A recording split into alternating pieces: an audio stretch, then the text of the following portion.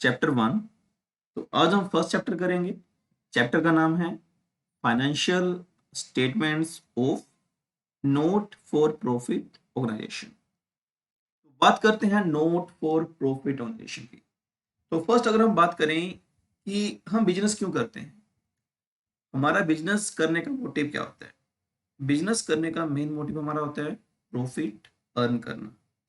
But फिर भी कुछ ऑर्गेनाइजेशन होते हैं जिनका जो मोटिव है वो बिजनेस प्रॉफिट अर्न करना नहीं है। वो बिजनेस तो करते हैं, वो ऑर्गेनाइजेशन को भी रन करते हैं, बट जो मोटिव है वो प्रॉफिट अर्न करना नहीं होता। ठीक है, तो उनको हम क्या बोलेंगे, नोट फॉर प्रॉफिट ऑर्गेनाइजेशन। तो सिंपल अगर हम बात करें, organisations whose main objective is not to earn profit but to serve the society and its member. तो उनको हम क्या कहते हैं, उनको हम कहते हैं नोट फॉर प्रॉफिट ऑर्गेनाइजेशन।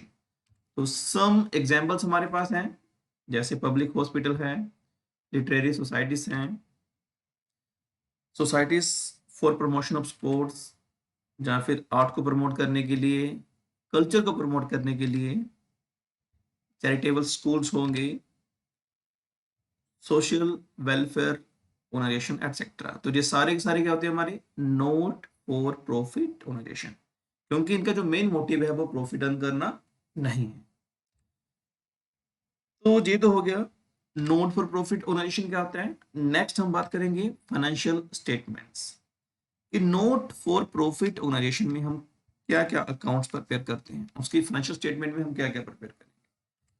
तो फर्स्ट हम प्रिपेयर करते हैं receipt and payment account. First हम क्या प्रिपेयर करेंगे, रिसिप्ट्स एंड पेमेंट अकाउंट।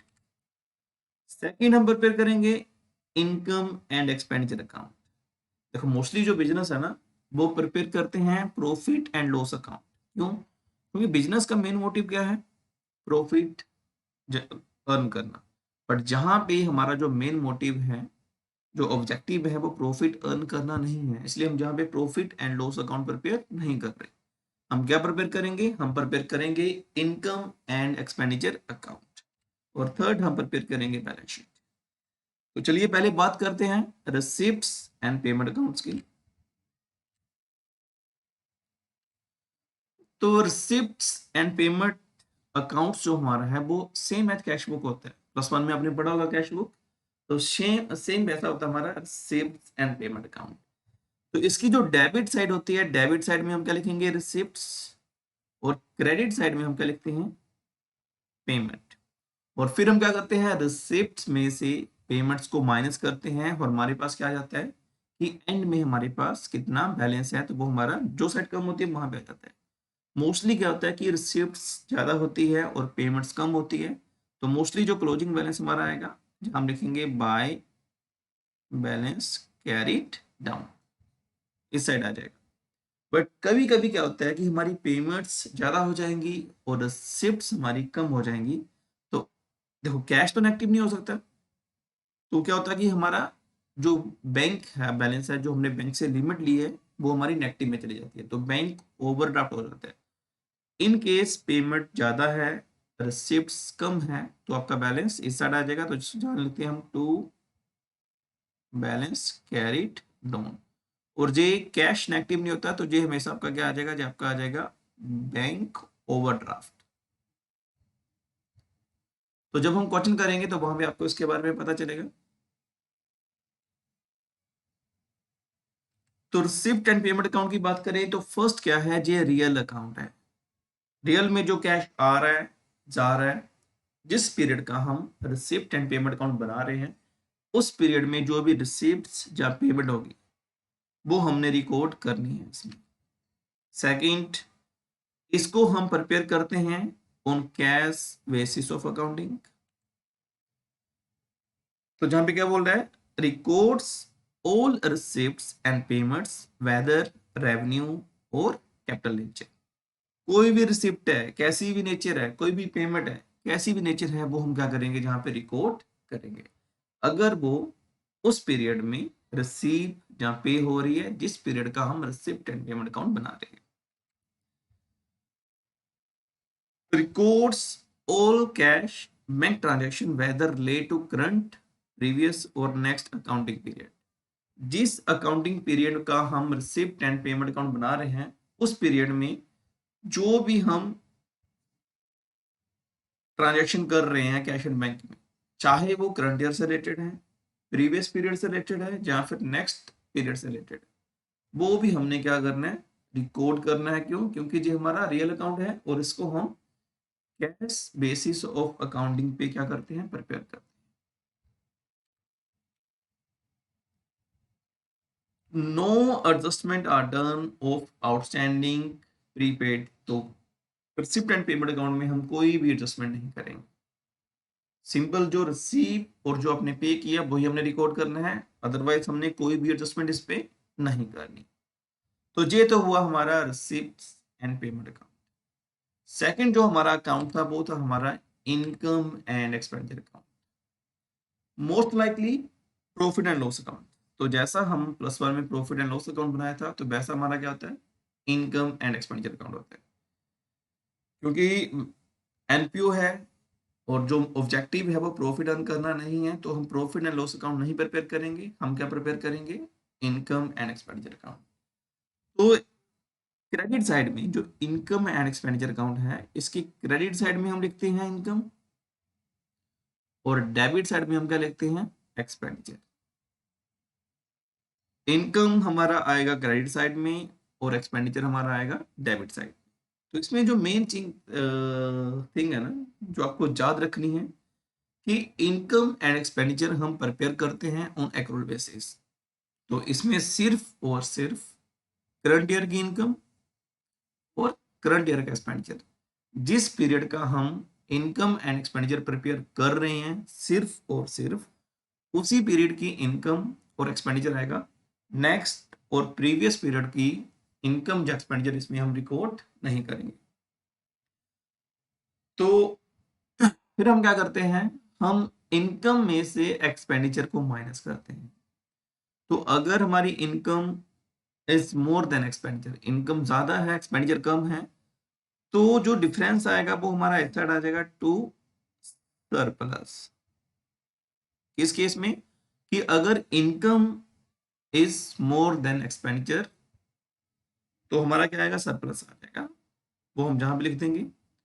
और अगर कई बार क्या होगा कि आपका एक्सपेंडिचर ज्यादा हो जाए, एक्सपेंडिचर हमारा ज्यादा है और इनकम कम है, तो क्या हो जाता है, वो डेफिसिट हो जाता है।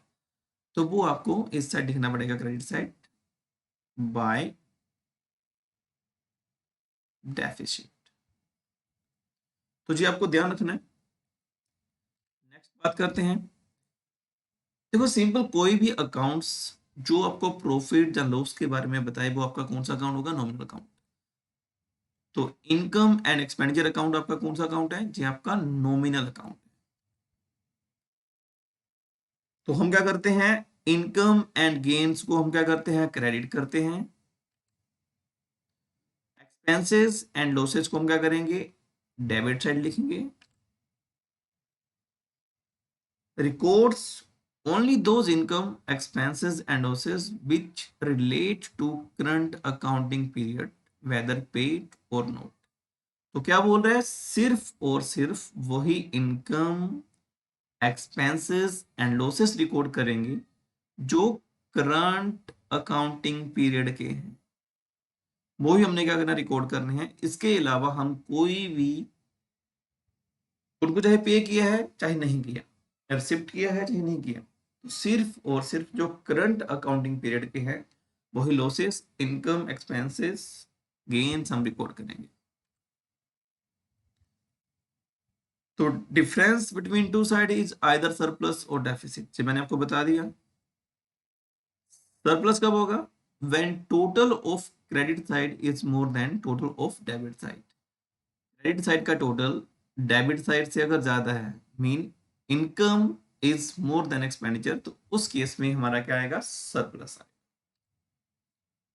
डेफिसिट कैसे आएगा हमारा, when total of debit side is more than total of credit side, कि जब डेबिट साइड का जो टोटल है वो क्रेडिट साइड से ज्यादा होगा, mean expenditure is more than income, तो उस केस में जो हमारा डिफरेंस आएगा वो हमारा आएगा डेफिसिट। क्लियर? तो ये था हमारा income and expenditure account.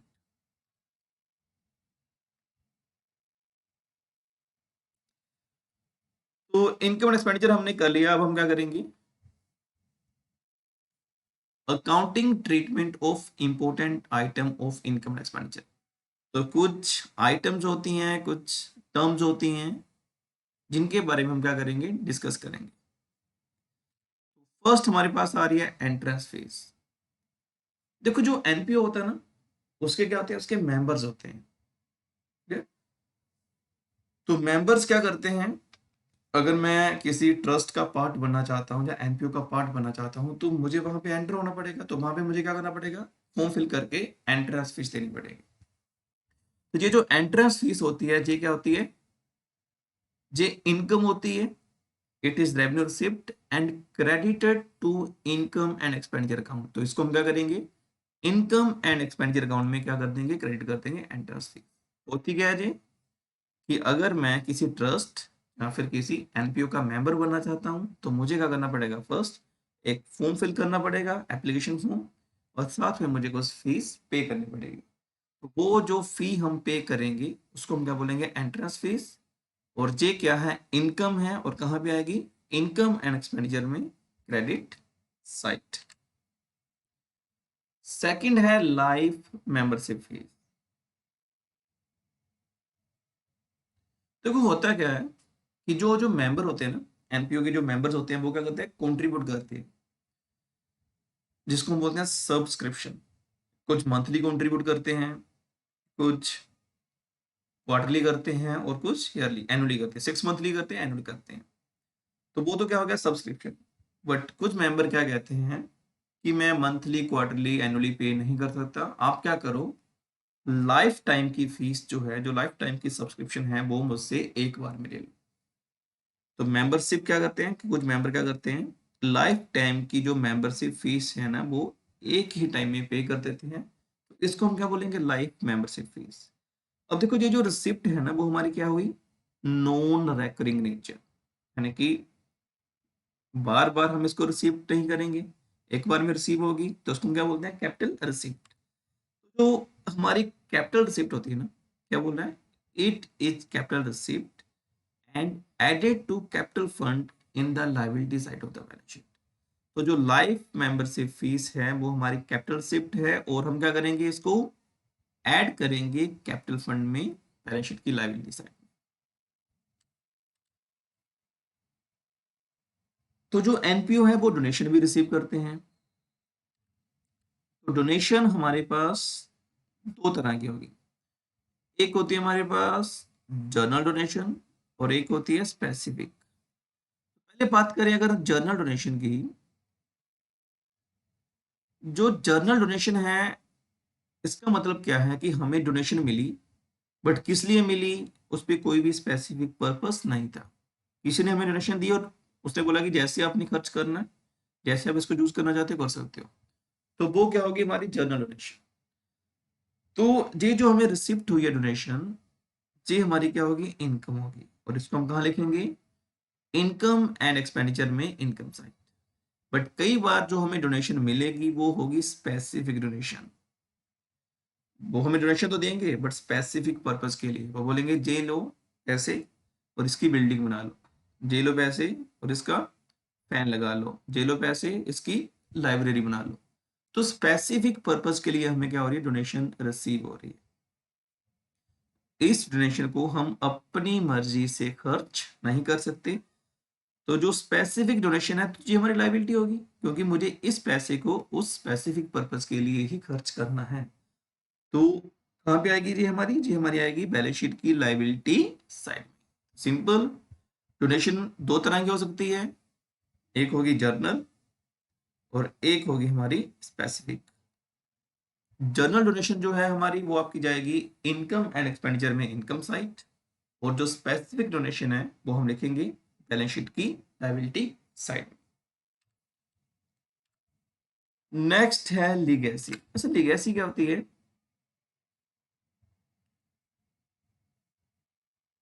Legacy, amount received by NPO under the will of deceased person। कि कोई पर्सन था जिसकी डेथ होगी और उसकी विल के अकॉर्डिंग एनपीओ को कुछ पैसे मिले, तो उसको हम क्या बोलेंगे, लीगेसी। अब देखो जो लीगेसी हमें मिली है, जो पर्सन डिसीज हुआ है, जो डोनर है, कहता डोनर मे और may not specify the condition for it. जो जो लीगेसी हमें मिली है उसकी डेथ के बाद, जो डोनर है वो टर्म्स जहाँ कंडीशन को स्पेसिफाई भी कर सकता है किसको कैसे खर्च करना है, जहाँ फिर नहीं भी कर सकता।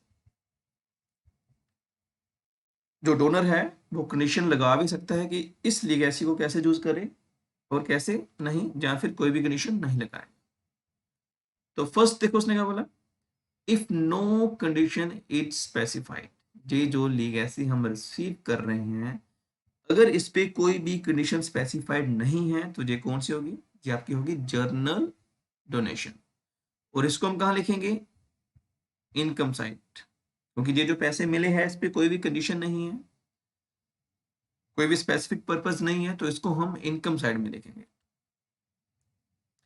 और अगर जो डोनर है, उसने क्या किया, if any condition is specified, कि ये जो लीगेसी है इस पे उसने कोई कंडीशन स्पेसिफाई कर दी, तो उस केस में जो स्पेसिफिक डोनेशन है वो हमारी लायबिलिटी बन जाती है, क्योंकि ये जो हमें डोनेशन मिल रही है वो हम अपनी मर्जी से खर्च नहीं कर सकते, हमें उस स्पेसिफिक पर्पस के लिए इसको खर्च करना पड़ेगा। तो ये कहाँ पे आएगी, फिर ये आपकी आएगी बैलेंस शीट की लायबिलिटी साइड में। तो ये तो बात हुई हमारी लीगेसी।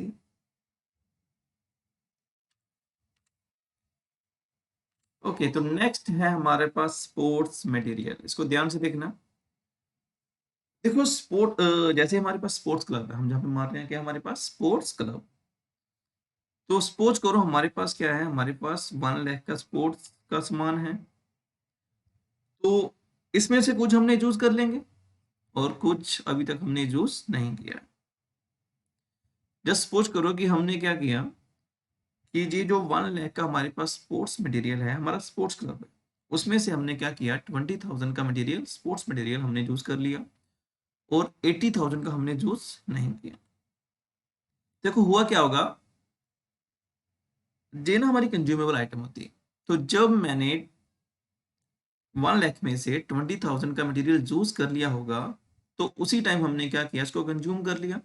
तो उसी टाइम हमने इसको इनकम एंड एक्सपेंडिचर में, एक्सपेंडिचर साइड में लिख के 20,000 का एक्सपेंडिचर साइड में लिख दिया होगा और उसको खत्म कर दिया होगा। बट देखो होता क्या है कि ये जो यूज मटेरियल ऐसा तो नहीं ये पूरी तरह खत्म हो जाएगा, ये फिर पुराना हो जाएगा, है ना। और पुराना होने पे हम क्या करते हैं, इसको बेच देते हैं। सपोज करो कि ये जो 20,000 का हमने यूज किया, जो पुराना हो गया, उसके बाद हमने क्या किया, इसको 5,000 में सेल कर दिया। अब देखो सिंपल, जब हमने इसको यूज किया था तब हमने इसको क्या मान लिया था, इसको हमने एक्सपेंडिचर मान लिया था। क्लियर। तो उसके बाद पुराना हो गया, टूटा फूटा हमारे पास पड़ा हुआ था, तो हमने क्या किया, हमने इसको सेल कर दिया 5,000 में। तो इस केस में ये जो 5,000 आप रिसीव कर रहे हो, क्योंकि एक्सपेंडिचर हम ऑलरेडी रिकॉर्ड कर चुके हैं ये वाले, और उसके बाद भी जो यूज्ड मटेरियल है जिसको हम ऑलरेडी एक्सपेंडिचर मान चुके हैं, अगर हम उसको यूज करते हैं, सॉरी सेल करते हैं, तो सेल पे जो भी हमारा हमें पैसा मिलेगा वो हमारी क्या होगी, इनकम। तो वो हम कहाँ पे लिखेंगे, वो हम लिखेंगे इनकम एंड एक्सपेंडिचर में, इनकम साइड। क्लियर। तो सिंपल, अगर हमने कुछ स्पोर्ट्स मटेरियल को यूज किया है, जब हम यूज करेंगे तब हम उसको एक्सपेंडिचर में लिखते हैं, और उसके बाद जब वो पुराना हो जाता है तो हम क्या करते हैं, हम उसको सेल कर देते हैं। और सेल करने पे जो भी हम पैसा रिसीव करेंगे वो हम क्या करेंगे, इनकम साइड में लिखेंगे। अब बात करते हैं वो वाला मटेरियल जो हमने यूज नहीं किया, नॉट यूज्ड। हमने इसको यूज नहीं किया तो ये हमारा कहाँ पे आ जाएगा, ये हमारी एसेट है, तो ये हमारा बैलेंस शीट में आ जाएगा 80,000। क्लियर। अब हम इसको सेल करेंगे। देखो इसको यूज नहीं किया तो उसको हमने क्या किया, सेल किया। तो इसकी सेल में देखो दो चीजें हो सकती हैं। जैसे मैं जहां पे बात कर रहा हूँ कि जो हमने यूज नहीं किया था 80,000 का, वो हमारा बैलेंस शीट में आ गया 80,000 एज एसेट। अब फ्यूचर में हम क्या करेंगे, इस 80,000 को सेल कर सकते हैं। तो जब हम इसको सेल करेंगे तो दो चीजें हैं, चाहे तो क्या होगी, सेल बुक जो है, सेल वैल्यू जो है वो बुक वैल्यू से कम होगी, और जहां फिर जो सेल वैल्यू है वो बुक वैल्यू से ज्यादा होगी। अगर तो जो सेल वैल्यू है वो बुक वैल्यू से कम है, तो जैसे जहां पे इसकी वैल्यू कितनी थी 8,000 और हमने इसको सेल कितने में किया 70,000, 80,000 का स्पोर्ट्स मटेरियल जहाँ से हम 70,000 में सेल कर रहे हैं, तो हमें क्या हो जाएगा, हमें 10,000 का लॉस होएगा। तो ये जो 10,000 का लॉस है वो हम लिखेंगे एक्सपेंडिचर से। ठीक है। दूसरा केस क्या हो सकता है कि सेल वैल्यू ज्यादा हो सकती है, इसकी जो वैल्यू थी वो थी 80,000 और हमने इसको सेल कर दिया 95,000। 80,000 का मटेरियल हम 95,000 में सेल कर रहे हैं, तो हमें क्या हो जाएगा, हमें प्रॉफिट हो जाएगा। तो 15,000 का जो प्रॉफिट है वो हम शो करेंगे इनकम एंड एक्सपेंडिचर। क्लियर।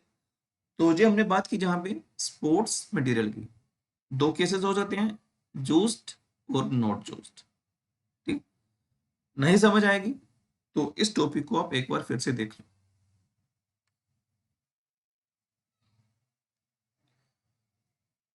तो नेक्स्ट हम क्वेश्चन करेंगे receipts and payment account. Thanks.